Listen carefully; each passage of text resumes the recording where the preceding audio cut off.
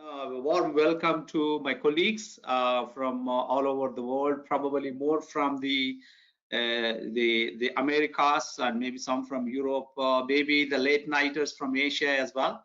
So warm welcome to the presentation. And as the slide indicates, I really want to go through the challenges in the diagnosis of mycotoxicosis in dairy cows.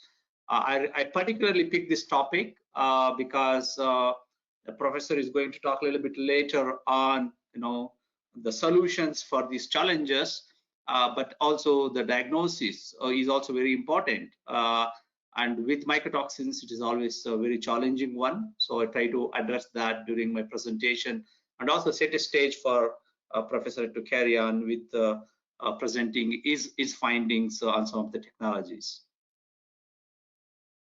So as many of you know, at Nutreco, Trout Nutrition Selko, we have the mission of feeding the future.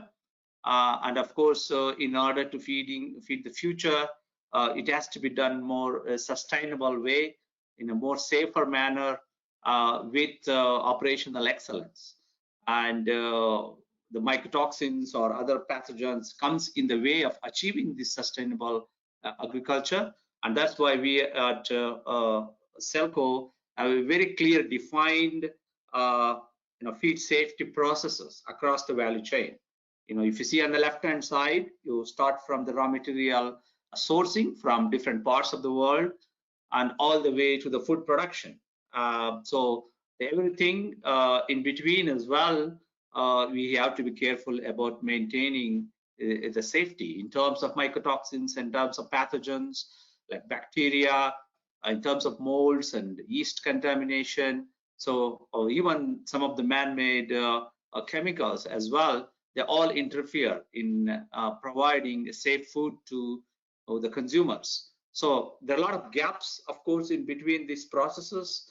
And through our lab services, through our technical solutions and dosing equipments, we try to fill this gap as much as possible, so that we are providing a healthy, safe, and sumptuous food to the consumers. So before that, I really want to take you through some the situation of raw materials across the globe. Today, I start with Europe, move on to the other major exporters of raw materials across the globe.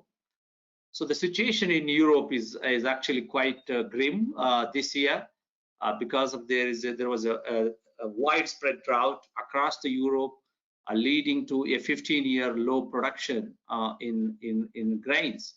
Particularly if you're looking at corn, it will be a 4-year high yield maize import is expected today, and that indicates that the local domestic production is low.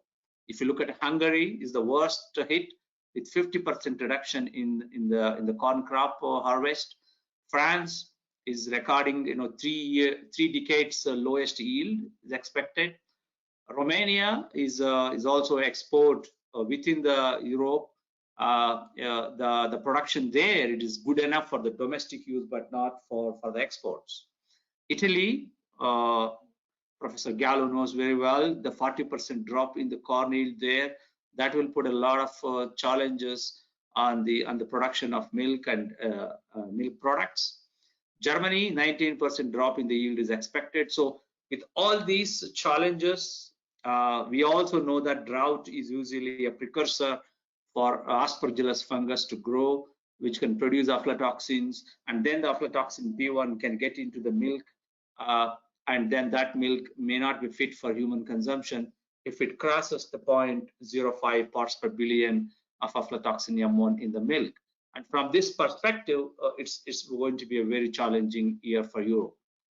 And we are already seeing the rapid alerts from various parts of the imported raw materials coming into Europe in terms of sunflower meal, wheat bran being contaminated with more than expected mycotoxins. Even the food, like I have seen some rice flakes and various other commodities within the European system already having more than expected level of mycotoxins. So the impact of the conflict between Ukraine and Russia is very well known to all of you. We know that Ukraine is one of the major supplier of grains, wheat, corn, sunflower to the rest of the world, and about 20 million tons of this the grains are stuck in Ukraine. And the major countries within the Asian region, Egypt, Indonesia, Bangladesh, Asia and Middle East, they are the top three importers of wheat from Ukraine. And not having to have the access to this will have a significant impact on the food and the feed production in these countries. And Ukraine is also supplies usually about 30 million tons of 30 million tons shortage in food across the Africa, and 40% rise in food prices, and there is a significant contribution from Ukraine to this part.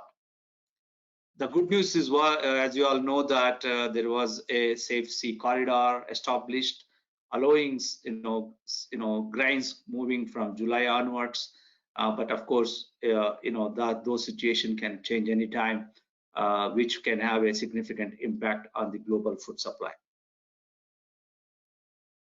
In terms of Russia, also a major supporter of supplier of grains across the world, and there the exports are reduced by 22% in July and August to 6.3 million tons. And with this, of course, there are a lot of reluctance from the ships and the freight agencies to send their vehicles into Russia. So that is also causing a challenge in terms of the export. Other factors in Russia is it's very less competitive market internationally because of the strong ruble. Export tariffs are very high, despite having a very high harvest. And now the biggest question in Russia is, how are they going to store these raw materials until they are exported? And during those storage, what kind of conditions are there? What kind of moisture they've been exposed to, and what kind of molds and mycotoxins they can be contaminated with. So it's a really grim situation from looking from a different perspective within the Europe and also in Asia. If you look at the Americas, if you're in USA, for example, the corn production is predicted to be 8% down, soybeans by 3%. Again, the Midwestern part of the US is a very big exporter of these corn to the rest of the world. Argentina, the third largest exporter of corn. Currently the projection is 50 million tons instead of 52 million tons due to the scarcity of rainfall in recent months. Brazil seems to be the only positive side of it because according to the forecast, we are seeing about 21.2% increase in the total soybean meals output, and also 9.4% increase in the total corn production. And we all know that usually in Brazil, the most of 80% of the corn is produced during the winter months. We call it safrina, and there, of course, even though the quantity is high, there can be a challenge with Fusarium mycotoxins. So if the Europe start looking at importing from Brazil, they need to be a bit careful about the kind of toxins that are coming through from these part of the world as well. So with that kind of a background, looking at the global scenario of raw materials, if you look at the storage mycotoxins, the field mycotoxins, we looking at the Fusarium, major field fungus growing on various crops like corn and wheat. We do know that Aspergillus can grow both in the storage as well as in the field, producing aflatoxins, and Penicillium tend to be more common in the storage, all leading to increased mycotoxin load. The ergot, the last picture you see on the bottom right side, ergot toxins, they're usually produced in grasses and also small grains, and the dairy cows are particularly sensitive to these toxins, adding an additional challenge to the milk producers. So this slide, I try to give an idea, despite the fact that the dairy cows have rumen, which can manage mycotoxins better than the monogastric animals, but from the exposure point of view, actually the dairy cows have more risk as compared to the monogastric animals.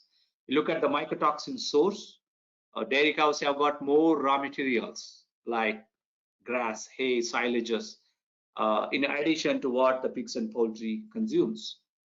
Mycotoxin analysis is much more challenging in high fiber diets like silages and TMR as compared to the monogastric animals. Silage mycotoxins, of course, is not an issue in monogastric, but it is a major issue in ruminants. Ergot toxins, dairy cows are very sensitive. The monogastric are not so sensitive because the intake of these toxins is quite low, and the ergot toxins are sensitive to heat. So when you do the pelleting of the poultry feed or the pig feed, you tend to degrade the ergot toxins. And of course, the mycotoxin myths are much more higher in dairy cows, thinking that because of the rumen they can manage lots of mycotoxins. I am not going to spend time on that because I know Professor Gallo is going to speak on that a little later. And such myths are relatively less in poultry and pigs. So if you speak to any of the producers, pigs, poultry, and dairy, with my experience, relatively the low quality raw materials gets into the dairy because again, we think that the dairy cows can manage the relatively poor quality raw materials quite well. But unfortunately, if you have high levels of aflatoxins, they can get into the milk, causing a lot of public health challenges. Oxidative stress, another important negative impact of mycotoxins, especially the silage mycotoxins in dairy cows. We have seen the cases of laminitis, mastitis, and ruminitis, all leading to the causative aspect of oxidative stress is very common in ruminants as compared to that of monogastric animals.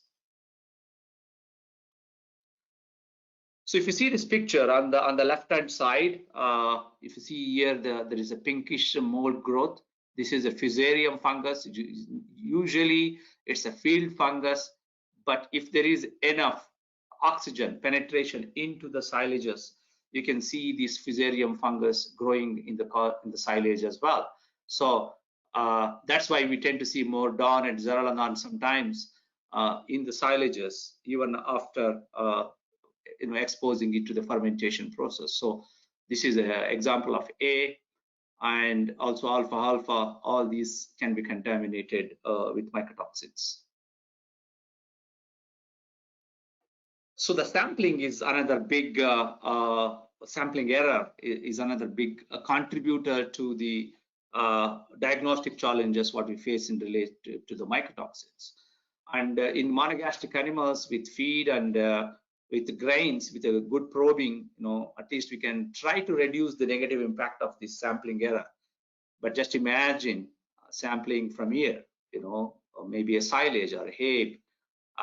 It's very, very difficult to sample these, and the representative samples getting out of this is a big challenge. So again, leading to the complexities in diagnosis of the mycotoxin challenges. Emerging toxins. Again, I'm not going to talk a lot about this. I think I addressed this in the previous webinars. There are some new mycotoxins like sterigmatocystin, eniatins, mycophenolic acid. All fusaric acids can have a negative impact on cows. In addition to the big six toxins, we all know about afla, okra, T2, zearalenone, DON, and fumonisin. But now we need to deal with these additional toxins as we are identifying these through LCM SMS method and more intense research. Masked mycotoxins, again, is one of the biggest diagnostic challenge we face in mycotoxins. And if you attend any of the World Mycotoxin Forum events, I think more than 30–40% of the articles will be focusing on masked mycotoxins. because if you don't diagnose the problem properly, I think we have a problem in developing the solutions as well. So this extends mainly to fusarium toxins at the moment, but any fungus can produce masculine mycotoxins. So we need to have more research on penicillium toxins, aspergillus toxins, and their potential to produce the masculine mycotoxins. So with all these, we have the big six toxins, we have masculine mycotoxins, we have emerging mycotoxins, silage mycotoxins, ergot toxins. Just imagine all these coming into a TMR of a cow. And then the cow is exposed to the mixture of toxins, leading to additive interactions, synergistic interactions. Very rarely we have seen some antagonistic effects as well, but most of the discoveries we have seen additive and synergistic interactions on various parameters, or milk production, the health, depend on the age of the animal, sex of the animal, what route of administration of the toxins. So ultimately, we cannot look at mycotoxins individually. We have to look in combination. That's what Professor Gallo has developed, a very nice research model where you can address multiple mycotoxins similar to the field conditions and come up with some meaningful outcome to the producers. In terms of the negative effects of mycotoxins, there are some specific effects. If you look at zearalenone having effect on reproduction, ergot toxins having an effect on the necrosis of extremities, and aflatoxin M1 in milk is very specific, and we are very fortunate that we can measure aflatoxin M1 with less analytical error as compared to the aflatoxin B1 in the feed. So I would strongly recommend measuring the aflatoxin M1 in milk, especially in Europe, due to the challenges we are facing now. That would give a very specific answer to the challenge. Of course, we have a lot of non-specific effects: reduced feed intake, reduced milk yield, poor milk quality, lameness. So these non-specific effects can be caused by many other factors. So pinpointing to the mycotoxins on these non-specific effects is a difficult challenge. So that's why diagnosis still seems to be a big challenge, except for aflatoxins. I think we need to come up with more biomarkers in the future to address these challenges. Despite, we cannot ignore the mycotoxins, we need to have some way of understanding the challenges in our hands. So that's why, as veterinarians, nutritionists, when they go around the farms, they look at, are there any undigested feed in the feces? Is there any poor reproduction, health, like increased somatic cell counts? Is there any drop in milk production? All these, subtle changes we can also look and try to correlate with the mycotoxin analysis. Then by looking at these and then doing the analysis on the raw materials, on the feed. In case of dairy, we have concentrate, which is easy to be analyzed with the rapid tests.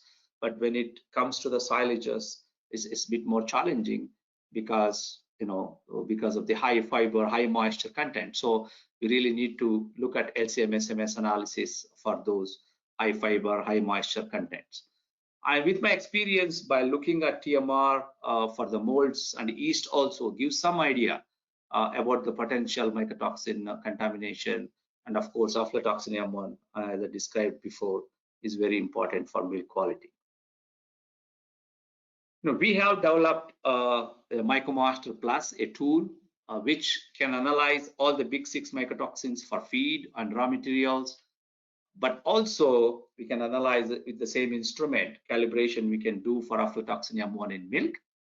But you need to be very careful in asking for the right tool, because if you need to comply with the European standard of 0.05 ppb, then you need to ask for MycoMaster Plus MRL.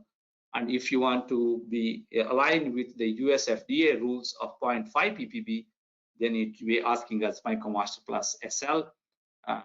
So then you are having the right tool to analyze the aflatoxin M1 in milk. For Europe, MRL is very important. For the rest of the world at the moment, I think the plus SL is good. But again, if you're exporting milk to the Europe, then you need to follow the European standards. So the good thing about our analytical tool is, the MycoMasters are connected all over the world. So the data of the feed as well as the milk from different parts of the world is centrally monitored, and it will be available on our tool called Mycotoxin Monitor. And if it is customer specific, you can also see that on the Mycotoxin Advisor, so that you can take a proper action to manage the milk quality. So just few minutes about the risk management. Since the mycotoxin issues are so complicated, complex in ruminant animals, especially in dairy cows, the management is also complex, and it has to be integrated approach, right from having the right plowing conditions, crop rotation, crop management, use of fungicides, harvest management, doing the harvesting at the right time, grain treatment. If you are suspecting or if you have high moisture corn, it should be treated with organic acids such as Phylax. And then the silages, you can treat with Phylax or silage inoculants as well to maintain the good quality silage. The feed should be produced in a very hygienic way. Again, if you're suspecting the feed to be stored for a long period of time, we strongly recommend to use the organic acids in the powder form as well. And then the mycotoxin mitigation products, they work within the animals. Just note that they don't work in the feed. Only after feeding, these products will help to reduce the impact of mycotoxins. So feed transportation is also very key, making sure that the feed is not exposed to the rain and the potential growth of molds. And the TMR, heating is also a significant challenge in some parts of the world. Putting the right product, Selko TMR we have, also can help in reducing the molds and mycotoxins. Today, I'm going to address a little bit on the mycotoxin mitigation, and I would like to call this as mycotoxin mitigation instead of binding. We know that mycotoxin binders are on the market because the reason why I want to use this mycotoxin mitigation is because all the mycotoxins cannot be bound. Just to look at the slide, we know that the bentonides were very effective in binding aflatoxins, ergot toxins, and bacterial toxins, but they have a very low to moderate binding to T2 toxin, zearalenone, and ochratoxin. We have seen number of studies where there is a very little binding to DON, and fumonisin, interestingly, we tend to bind at acidic pH, but you release at alkaline pH. And we know that mycotoxin absorption takes place in the alkaline pH. So, again, fumonisins will not be able to manage with the use of the binding concept. So that is why we feel in Selko that a combination of binding approach with the ingredients that are capable of improving the immunity of the animal, antioxidant status, gut health are becoming very, very vital, because you have numerous toxins. It is impossible to bind all of them. With that concept, we have these our toxo mode of action in terms of mycotoxin adsorption and gut wall protection, and these two mode of actions certainly will help in reducing the absorption of mycotoxins into the blood. And then the gut wall, immune modulation, antioxidation, all of them have a remediation effect on the organs which are already exposed to the mycotoxins. So if you have a very specific aflatoxin challenge, you can use ToxoMX with only the mode of action of mycotoxin binding. But if you have a broad spectrum, you can use ToxoXXL, and some cases ToxoXL as well, which has got 1, 2, and 3 mode of actions in order to help in managing the mycotoxins effectively. Very quickly, various studies we have done across various countries, even with the European EFSA model as well. This is a non-EFSA model, but in EFSA model, we have seen more than 90% aflatoxin B1 binding. We also have a moderate binding to zearalenone, ochra, and T2 toxin. And again, mentioned to you before, you see a very good binding at acidic pH, but look at alkaline pH of 6.5, the toxin is released back into the system, which again has no benefit to the cows in terms of managing fumonisin. What about ergot toxins? Ergot toxins, our products can bind quite well from 90 to 93.6%. We tried various ergot alkalides, 12 different ergot alkalides in this experiment. We also looked at some of the emerging mycotoxins, as I mentioned to you before, like sterigmatocystin, eniatin, and mycophenolic acid as well. So all these would have an impact, Raco14C, sorry, have an ability to bind these toxins somewhere between 75 to 83%. So we are not only looking at the big 6 mycotoxins, we are also looking at the emerging mycotoxins. The endotoxins are the lipopolysaccharides produced by gram-negative bacteria, and we know that they also have a negative impact on the cows in terms of causing inflammation and reduction in feed intake. And we have shown a very good binding for these endotoxins as well. So this is an additional benefit with our technologies. So with that, I just want to explain the reason for us to spend a lot of our efforts and the money into the research on ToxoXXL product, which my colleagues in France used very successfully in improving the milk yield, in reducing the somatic cell counts, and improving the repros consistently over the last few years. And that's why we requested Professor Gallo to evaluate these under the setup where we can do the statistical analysis, where we can have a defined number of animals, defined toxin concentrations under the controlled conditions. So Professor Gallo is going to present that to you in next few minutes. So with that, I would like to conclude my part saying that the current global raw material situation is really alarming. I think all of you agree with me. And when there is a tight supply of raw materials and the price is high, you tend to expose your animals to a poor quality raw materials. And particularly dairy cows are subjected to this significantly compared to the other animals. And milk aflatoxin M1 management is a public health importance. And I think that can be done very nicely with our technology, which we'll be discussing later. Rumen health, intestinal health, immunity, antioxidant status are particularly vulnerable to mycotoxins in cows. And our technology should be able to support all these organs and organ systems so that the performance of the cows can be improved. With that, Chantal, I'll be very happy to receive any questions from the audience, and try to answer those. Yeah, perfect. Thank you so much for your presentation. There are questions coming in. We will have room to answer more, so feel free to pop in all the questions that you want. One of the questions that comes in is that some papers say that dairy can deal with mycotoxins due to their rumen microorganism. If that is true, why should dairy producers need to pay attention to mycotoxins? I think I will leave that to Professor Gallo. He has got nice slides to show that. Some of them can be taken care of. Some of them, it can be even lead to a bigger problem. So I will let him to let the audience to listen to him, and then probably if they still have questions, we'll be very happy to answer. Perfect. Then we will come back to that one later. Let's see.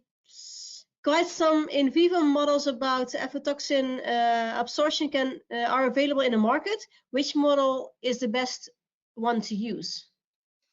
Well, this is I think one of the easiest way to do, if you ask me about the cows, is that you don't need any model. You just go to your farm, you take the milk samples, and analyze the milk sample with MycoMaster Plus or some other technologies you feel, and look at the level, and then feed with the product if you think that can help, and go back again and test the milk sample after 7 to 10 days. If the product works, certainly the milk aflatoxin level has to be lower. So a lot of research has shown that from North Carolina University and even Professor Gallo as well. So, it's a very nice model for aflatoxin in vivo models. It can be done in the field. It can be done under the research setup. Within 7 to 10 days, the animals will tell you whether the technology is working or not. So, very nice model, both in the field and in the research setup in vivo model.